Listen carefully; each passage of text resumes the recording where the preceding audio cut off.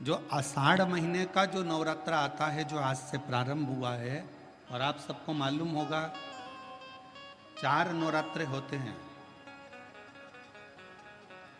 उन 4 नवरात्रे में 2 नवरात्रे गुप्त माने गए, और उसमें भी जो आषाढ़ महीने का जो नवरात्र आता है, जो आज से प्रारंभ हुआ है, कहते हैं अगर कोई स्थिर होकर एकांत में बैठकर भगवान शंकर के नाम का मात्र संबोधन श्रवण कर लेता है, सुन ले, गुनगुना ले, शिव को याद कर ले, तो कहते हैं शिव और शक्ति की दोनों की कृपा उसके ऊपर बनी ही रहती है।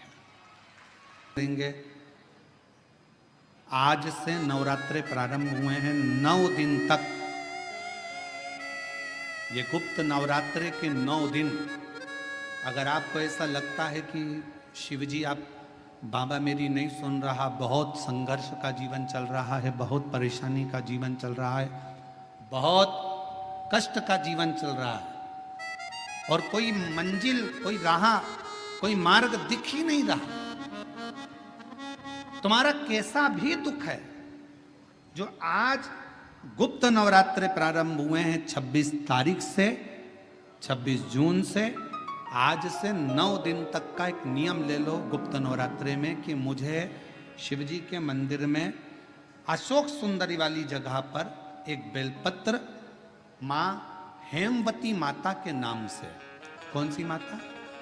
हेमवती, माँ हेमवती के नाम से एक बेलपत्र अशोक सुंदरी वाली जगह पर समर्पित करूंगी। 9 दिन का एक नियम धारण करो, और 12वें या 15वें दिन आप देखिए आपका जो दुख है मेरा बाबा उसको काट कर ही रहे।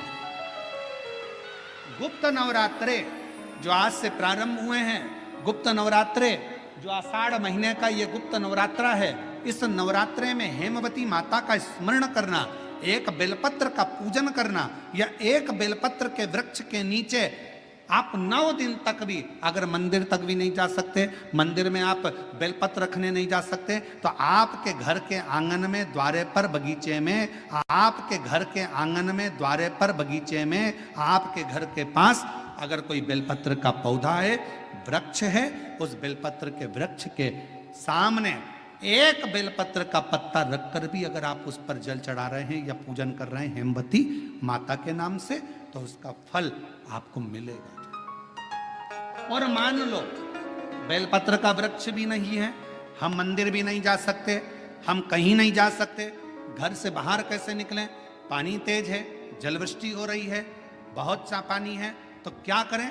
अपने घर में जो शिवलिंग है, तुम्हारे घर में अगर जो शिवलिंग है, तुम्हारे घर में जो शिवलिंग विराजमान है, उसी शिवलिंग के साक्षी में, सम्मुख में भी अगर हेमवती माता का नाम लेकर अगर एक बेलपत्र समर्पित करोगे 9 दिवस तक, तो उसका फल मिलेगा जरूर, उसका फल मिलेगा। फिर से बोलो, कौन माता? हेमवती माता। कौन है ये? शिव महापुराण की कथा कहती है, जब माता पार्वती जी हिमालय राज के घर में प्रगटी और हिमालयों की कंदरा में बैठकर मां पार्वती जी तप साधना में लीन हुई, जितनी परीक्षा भगवान शंकर ले सकते थे, शिवजी ने सारी परीक्षा ली। ब्रह्मदेव परीक्षा लेने आए, भगवान नारायण परीक्षा लेने आए, इंद्रदेव आए, सप्तऋषि आए, सारे साधु संतों को परीक्षा लेने भेजा, पर मां उन परीक्षाओं में पास होती चली गई। तब भगवान शंकर ने दर्शन देकर कहा, पार्वती आज से तुम्हारा नाम हेमवती रहेगा। सुनो पार्वती, तुम्हारे इस नाम की आराधना जो तुम्हारे गुप्त स्वरूप में करेगा, उसको मनवांछित फल की प्राप्ति हो जाएगी। और वो फल, आज कथा अगर प्रारंभ हुई है और आप लोगों को मौका मिला है, तो इस कथा का स्मरण अपने जीवन में जरूर करें। क्या पता भोलेनाथ जी ने बेजापुर वालों पर भारी कृपा करी है, बहुत बड़ी कृपा करी, जो नवरात्रे में कथा मिली, और आप लोगों को ये कथा का चरित्र श्रवण करने को पहले दिन ही मिल गया, बीच में मिलते तो 2-3 दिन निकल गए होते। 2 गुप्त नवरात्रे होते हैं, थोड़ा ध्यान देंगे। 2 गुप्त नवरात्रे होते हैं। एक गुप्त नवरात्रा यही माघ के महीने में आता है। श्रृंगी ऋषि ने इस गुप्त नवरात्रे का बड़ा वर्णन किया। श्रृंगी बाबा ने इस गुप्त नवरात्रे के बारे में बहुत कुछ बताया, बहुत कुछ। श्रृंगी बाबा गुप्त नवरात्रे के लिए कहते हैं कि अगर इस गुप्त नवरात्रे के अंतर्गत 9 लाल फूल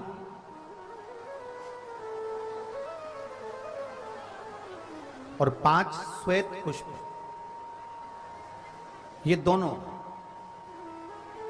लोग कहते हैं गुप्त नवरात्रे में हम देवी की आराधना करें, गुप्त नवरात्रे में हम भगवान की आराधना करें, पर शिव महापुराण की कथा कर रही है, भगवान शंकर का चरित्र कथा है।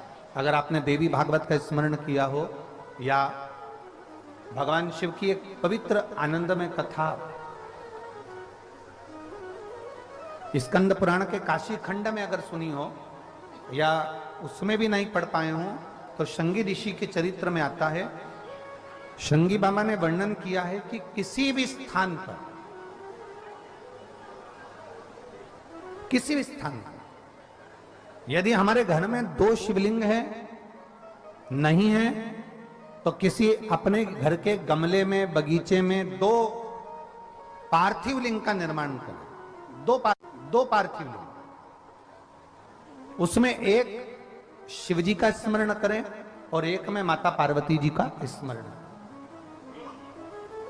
देवादिदेव महादेव के 2 स्वरूप, 2 लिंग प्रकट कर कर, एक पर 9 पुष्प लाल और एक पर श्वेत पुष्प 5 समर्पित करें, बाबा की आराधना करें, घी का दीप लगाएं, पूजन करें और बाद में उन शिवलिंग को, उन पुष्पों को विसर्जन करें।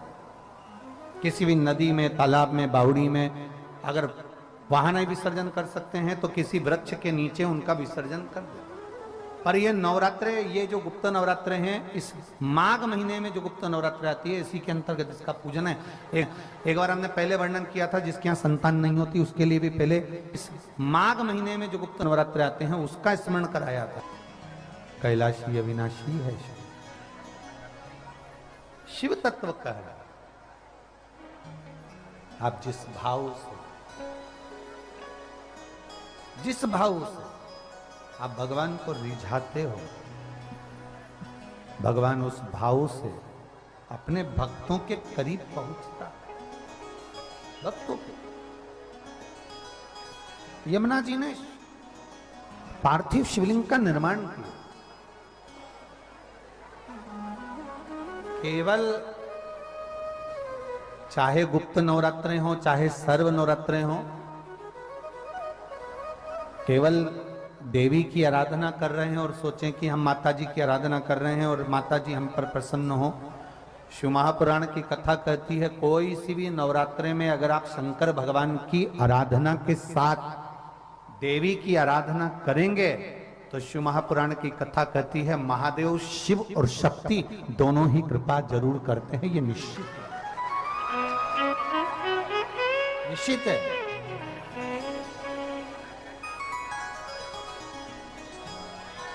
केवल एक शिव की आराधना कर लेना या शक्ति की आराधना कर लेना, हम शिव और शक्ति की दोनों की आराधना एक साथ करें। हम शिव और शक्ति की दोनों की आराधना, दोनों की आराधना। और हम तो दिन भी मौका लग जाए, कभी नवरात्रे पड़े, चाहे गुप्त नवरात्रे हो, चाहे संपूर्ण विश्व को ज्ञात चैत्री और कुमार के नवरात्रे हो, हर नवरात्रे में आप एक विशेष ध्यान रखें प्रत्येक नवरात्रे में कि हमें शंकर भगवान के शिवलिंग की पूजन करनी। और एक और बात समझ लें, 2 शिवलिंग का निर्माण नहीं भी कर सकते हैं तो एक शिवलिंग का निर्माण करें और उस शिवलिंग के पास में ही एक छोटा सा मिट्टी का ढेला रखकर मां जगत जननी जगदम्बा का भी पूजन कर सकते। आपको नहीं बनाना 2 शिवलिंग, तो एक शिवलिंग, एक मिट्टी का थोड़ा सा। ऐसा नहीं है कि मेरी माता दुर्गा भवानी पिंडी के रूप में नहीं पूजाती है। अगर मेरी माता पिंडी के रूप में नहीं पूजाती तो वैष्णो देवी में 3 पिंडियां विराजमान नहीं हो पाती। जितने जितने शक्तिपीठ हैं, आप प्रत्येक शक्तिपीठ में दर्शन करने के लिए जाएंगे तो वहां पर भी आपको पिंडी का दर्शन होता ही है, प्रत्येक शक्तिपीठ। ऐसा नहीं कि मेरी मां पिंडी के रूप में फिर पूजाती नहीं है, वो भी पूजाती है। आप जिस भाव से भजेंगे, जैसे हम कहते हैं हमारे शहर में, हमारे सीहोर नगर में कुबेरेश्वर धाम कंकर शंकर की भूमि है। मतलब वहां जो गया है वो कंकर शंकर की आराधना करने के लिए गया है, कंकर शंकर की पूजन करने के लिए गया। आपके घर में पितृदोष है, आपको ऐसा महसूस होता है, आपको लगता है,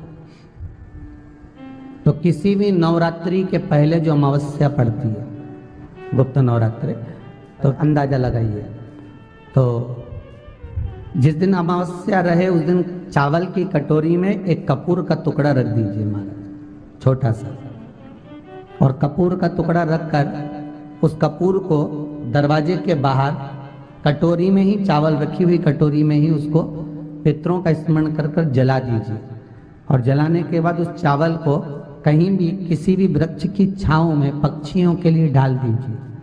शिव महापुराण की कथा कहती है, अगर मान लो पितृ आपको कष्ट दे रहे हैं, पितृ आपको तकलीफ दे रहे हैं, कोई काम नहीं होने दे रहे हैं, या कहीं आपको ऐसा लगता है कि पितरों का दोष है, तो वो पितृदोष देवी, अब ये जो आप करेंगे ये कब कर रहे हैं? अमावस्या के दिन आप उसको रख रहे हैं। अमावस्या के दिन उसको रखकर रात भर आपने रखा कपूर के साथ में, सुबह एकम पड़ गई, नवरात्रि लग गई, उसी दिन उसको जलाकर आपने पटक दिया। अर्थात उससे देवी और पितृ इन दोनों का आशीर्वाद जो प्राप्त होता है, तो घर में से पितृदोष समाप्त होकर लक्ष्मी की वृद्धि प्रारंभ हो जाती है, कार्य में सिद्धता आ जाती है। मान लो अगर पितृदोष है तो करो, नहीं है बड़े अलमस्ती से रहो।